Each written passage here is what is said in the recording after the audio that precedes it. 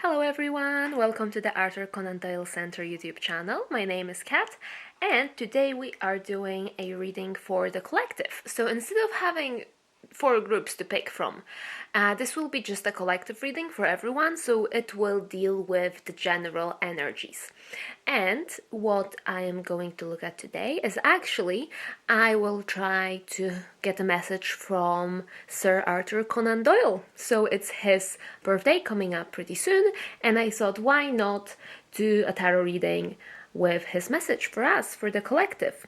So what I will do, I will use a few different decks and we'll just see what message will come through. So yes, let's start. I'll be using the Tarot of Mystical Moments to start with. So it's this one. And then I might use the Ethereal Visions. So it's this one. And I also have the Moonology Oracle deck. And it is this one. So let's start. I'll start with 3 cards and we will see what is the main energy of this message. So let's see. A message from Sir Arthur Conan Doyle for us, for the collective. What do we need to know? What is it that he would like to pass on to us?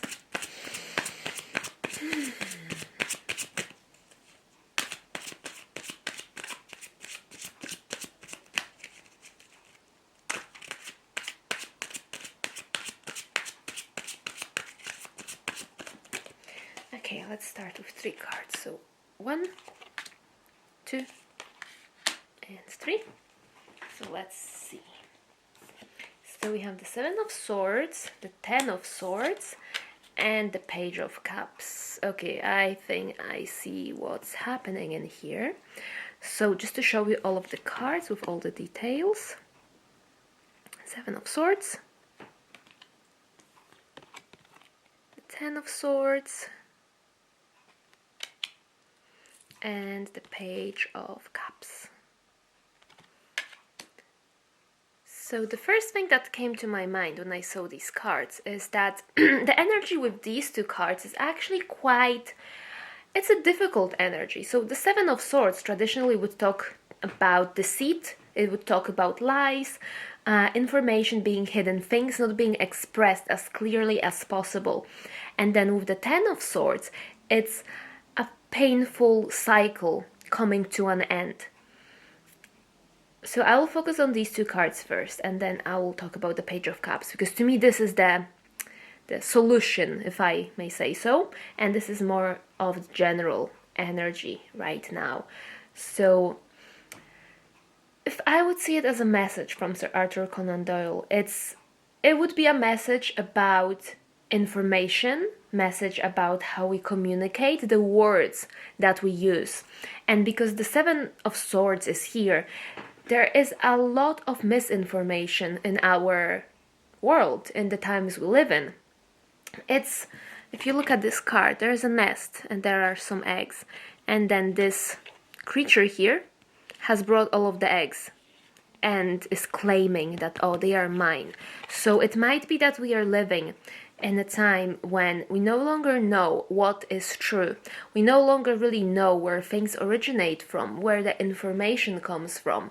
And because of that, there's a lot of confusion, there's a lot of pain connected with it.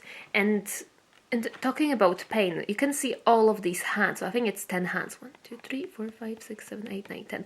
Yeah, so it's 10 hands with these really big needles, all pointing at the hair of this lady. So it's as if using information, using words to hurt people, to perhaps pick on them and be like, no, you've said this is not right, you have to say it this way, no, this is not true, that is true.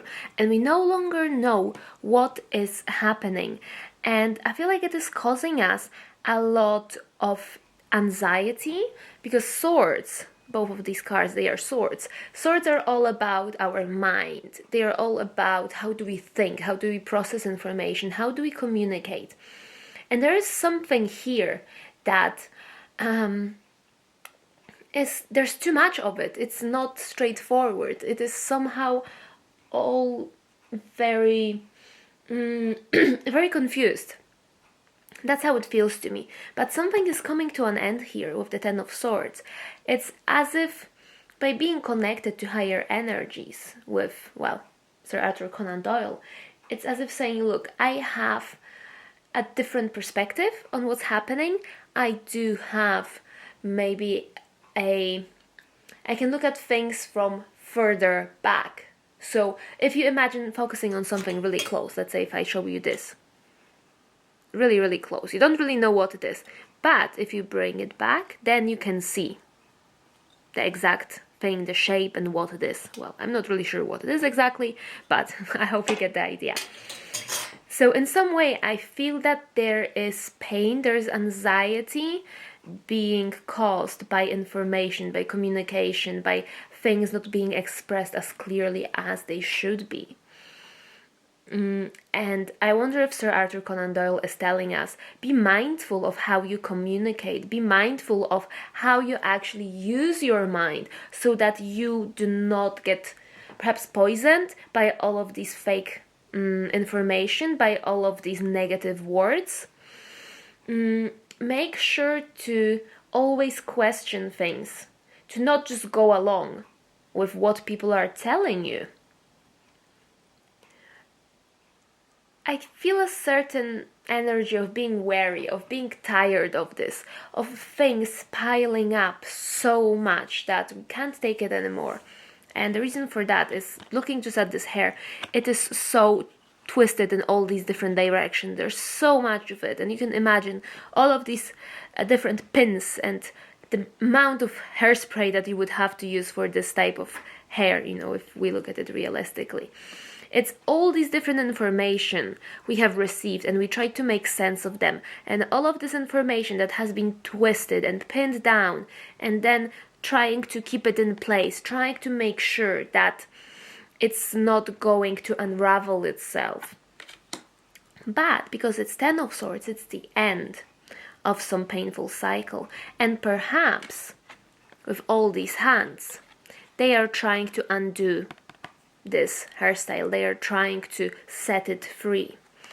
So I would see it as Sir Arthur Conan Doyle telling us that there is some new beginning, there is some release waiting to happen.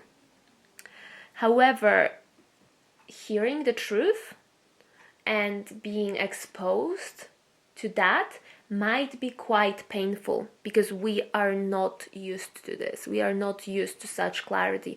It makes me think of light. When you are in your bed at night and it's all dark and your eyes get used to the darkness. If you switch on the light, all of a sudden it's not that nice. It's really not that comfortable. And that's how it feels to me. That some light will be switched on, and we might not enjoy it at first. It might be very sharp, very sudden, and yet it will provide us with more information, with this ability to perhaps verify what is true and what isn't, or by seeing things as they are in the light of the day. And with this Page of Cups, I see it as moving back to a more innocent way of communicating, because I feel like with these cards there are so many terms and conditions that you have to say certain words, you have to express your opinions in a specific way, and it all gets so stiff and so limited that there's no longer that easy flow of ideas. It's as if we have to go through all of these different bullet points. We have to make sure we fulfill all of the conditions, and it's just becoming too much. But the Page of Cups, it's a very idealistic card, it's a very creative card, and if you think about having a little fish in a teacup, it's something almost unbelievable. It's something that you wouldn't really consider. It's, that's not logical, that's just something out of a fairy tale. And yet I feel like we are being called to really focus on these little wonders that we encounter in our day-to-day life, things that cannot be explained perhaps by science, or things that cannot be explained by all these different rules and regulations. And instead of trying to claim who is right and what belongs to whom and how fancy we can make it and how high it can get, it's as if, okay, let's just sit back and watch. Let's just enjoy. Let's be curious. And because it's a page, it's a very youthful energy. It still doesn't have that much experience. It has curiosity, but it might feel like, I still don't really know what I'm doing here. But this is why it's so important. It's almost like walking down a path that 1,000 other people have walked. It's already so... the ground is bare. There's nothing there. You know, if you have a shortcut when you go to work, and when you have a corner and nobody walks through the corner, they would cut the corner and you would see the path being made and there's no more grass. That's how it feels. Instead of walking the same path over and over and over, it's about discovering something new. And we might feel not as comfortable with it. We might feel like, oh, that's the undiscovered land, and maybe it's dangerous there. I shouldn't do it. But it's as if we are being asked to discover more. We are asked to move beyond this very logical and neatly organized world of communication and thinking and processing information to something more abstract, something more flowing. And it's interesting with the elements. So we have swords, which would be air, and then cups, which would be water. And these are two opposing elements in astrology. So what air and the swords are the most scared of? They are scared of emotions. They are scared of feelings. It's trying to rationalize emotions, trying to apply some sort of formula to why we feel a certain way, how to solve it, how to make it a bit more predictable. But it's impossible. These are our emotions. It's not something that we can put into a nice little box and have it under control. So it's these two opposing energies here. And I feel like Sir Arthur Conan Doyle is telling us to embrace this world of subconsciousness more, and maybe not move away entirely from the logical and rational way of seeing things, but I feel with these two cards, it's very easy to manipulate information. It's very easy to have these white lies, actually I wouldn't call it that, omitting certain pieces of information so that we get our point across, and so we end up with something that has been twisted and turned, and it has built up over time, and it's so heavy that we can no longer keep going with it. It's about simplicity. It's about going back to nature, going back to roots, rather than keep building all these elaborate, I would call it, versions of reality. So let's see. Let's just grab a few more cards. Something more about this Page of Cups. What is this energy about? So we know this is the energy kind of right now. This is what we are moving away from. This is what we should embrace. At least that's how it feels to me. So what is about the Page of Cups? It's the Page of Cups, yes. Something more about the Page of Cups. And just the fish would stand out to me. So it makes me think of the zodiac sign Pisces. So Pisces, they are actually ruled by Jupiter traditionally, and modern ruler is Neptune, and it's all about philosophy.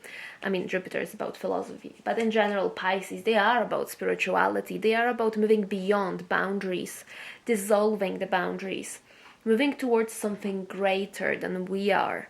So perhaps this is what we are called to do. Let's see, anything else about that Page of Cups? What energies should we embrace?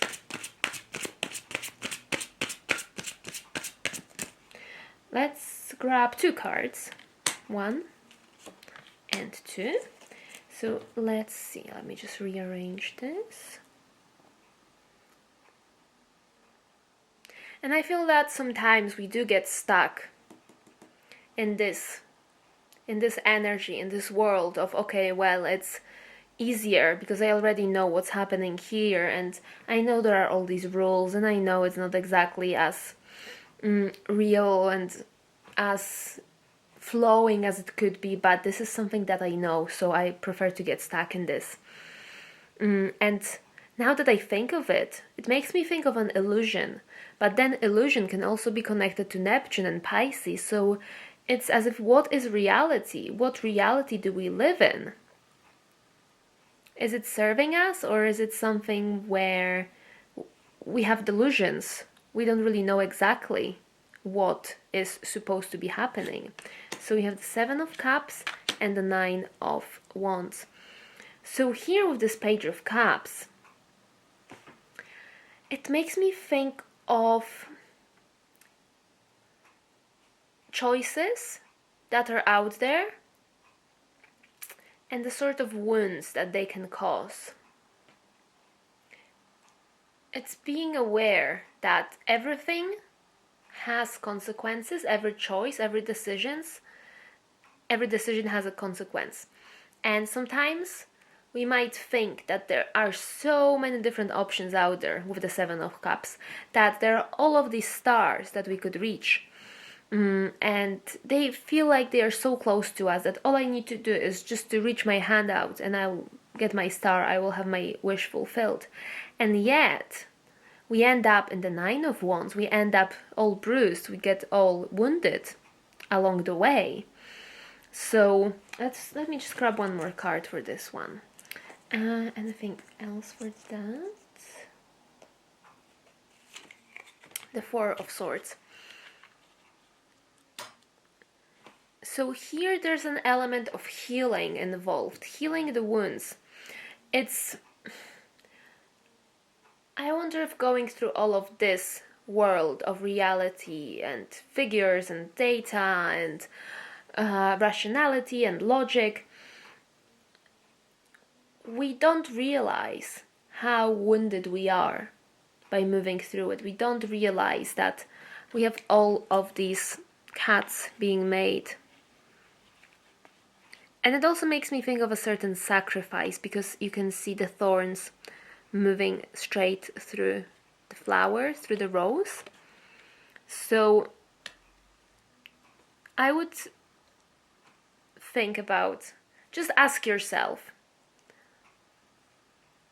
is functioning in this type of reality beneficial to me? Or do I live in some sort of illusion that is being kept running by myself and by people around me? Maybe I think, yes, I can definitely reach that star, but the reality is, no, I can't. This star, it's millions and millions of miles away, or whatever is the distance. And thinking about it, it might be entertaining, and yet it's not possible. So on one hand side, we have that logic, we have reason, and on the other hand, there's illusion that if we apply logic to something, then we can definitely reach our goal. But it's not possible. What is true and what isn't true? I feel like this is the main message here. What is reality? What is just an illusion? And whether we are being sold all of these different messages of, yes, you can do it, everything is perfect, and if you just put your mind to it, you can reach that star. And we keep fighting for it. We keep going through all of these different experiences, and we're not any closer to it. We just end up being more and more exhausted. And this is why we have the Four of Swords. There is a need to relax. There is a need to withdraw. Perhaps withdraw altogether from this world of information, because there's so many things being given to us. And look, we have 7 and we have 7 here. There's so much information that it's too much. We just cannot process it. Our mind cannot process it. And what's interesting here is that we don't have pentacles. So we have swords, we have wands, we have cups, but there's no pentacles. And pentacles is the material reality. It's as if we are so detached from what is happening. We are so detached from the natural rhythm of our bodies, the natural rhythm of the planet, the seasons. It's as if we are stuck in some sort of mental system, something that is purely in our minds. and it's hurting us. It's as if we would go out, and right now it's May, it's really lovely weather. Well, not always, but let's just think about all of the green trees. The nature is beautiful, and we get out there, and that's just it. There's nothing else. And in our mind, we might feel like, oh my God, somebody is out there. I have to be careful. The world is dangerous. You never know what will happen, and I have to be careful, and I can't really talk too much to strangers. I have to be very mindful. And this is something that's purely in our mind. This is not reality. So I feel like here getting a very honest look at our life, at what is reality to us, and simplifying it, because perhaps many of the dangers we feel are lurking just around the corner.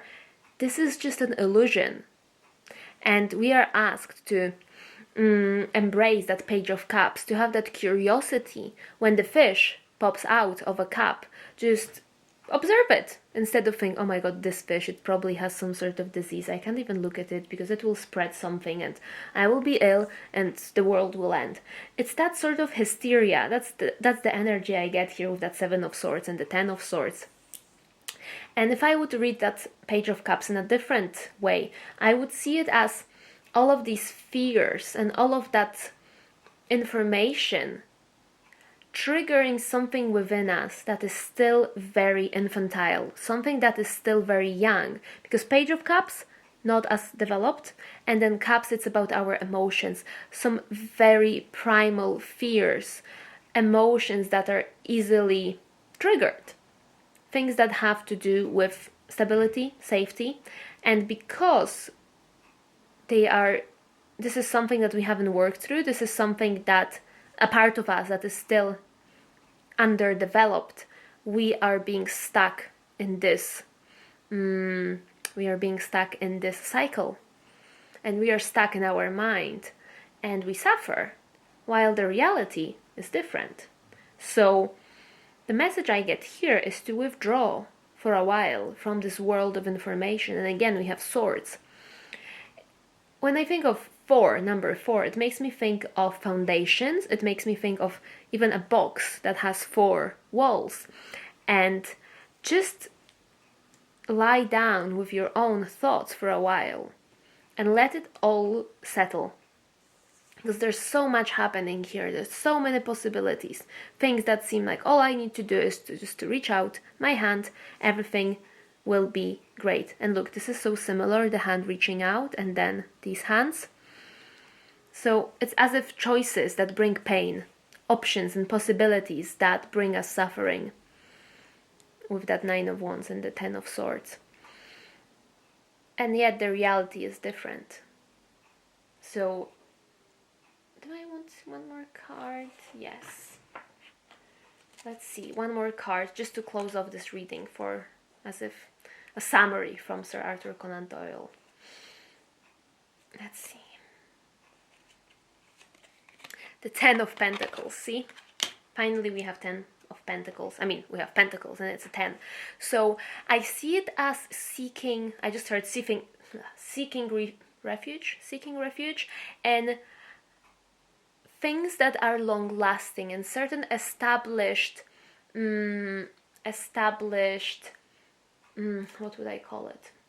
Groups, certain, how would I call it? Because it makes me think of a family, a multi-generational family that has been built generation by generation. And it is all about passing on that wisdom that other generations have experienced.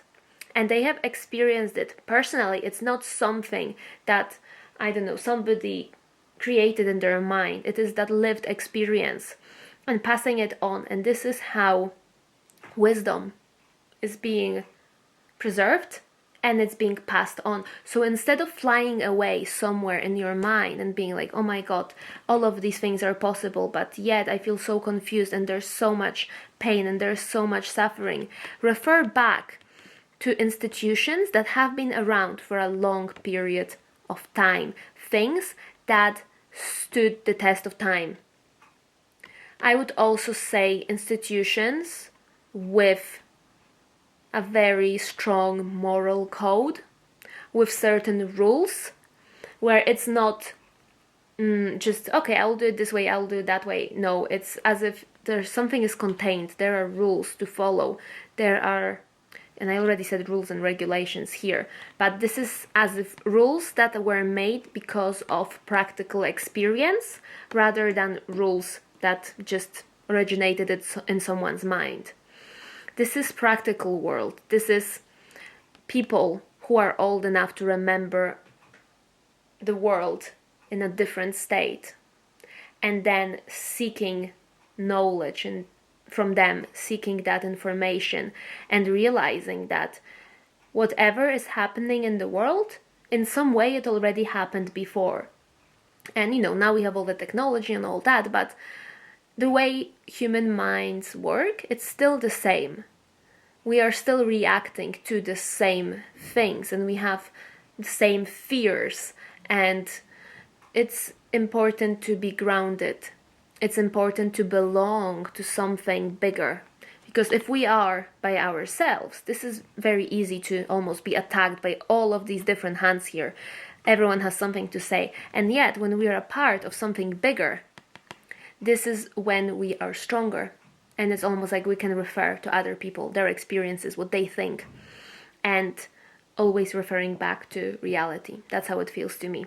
It's as if Sir Arthur Conan Doyle is telling us, don't feel isolated, don't feel swept away by this current of information and things that are happening, all the news and all these horrible things. It's connect to that inner child, the essence of us that wasn't spoiled by all of the fear and manipulation and, I would say, the evil of the world, and seek community, seek connection to something greater, something that has been there for quite a while, that is established, and let's say an institution has seen it all. They know just how the world works, how people work, and we've been through this before, so there's no point in getting upset and being anxious. Of course, this is natural reaction, but finding that grounding group, grounding institution, some sort of bigger establishment. And because it's the 10, it is something that has been accumulated over time. So yes, and at the same time also with the 4 of Swords, retreat from the world of information, because there's too much happening. With the 10, it's just too much. It has accumulated to such a point that it has to burst. So swords being such fleeting energies, it's just going to disappear. While the Pentacles, it's about having really deep roots, and no matter what wind will blow, what sort of wind of information or misinformation will blow, the tree will stand still and will persevere. So yes, I think that this is the message. That's how it feels to me. It's all about information and belonging to something greater. I mean, I only used one deck, but I feel that this is right. And just wanted to show you here with the 4 of Cups. It might feel like you are alone, that you are in the middle of some storm or rain, but there's something helping you. There is something out there or someone who will assist you. So all you need to do is just turn around. You don't have to feel like you're in it all by yourself. So don't despair. Don't feel like you are left alone. We are part of something bigger, whether it's family, whether it is society.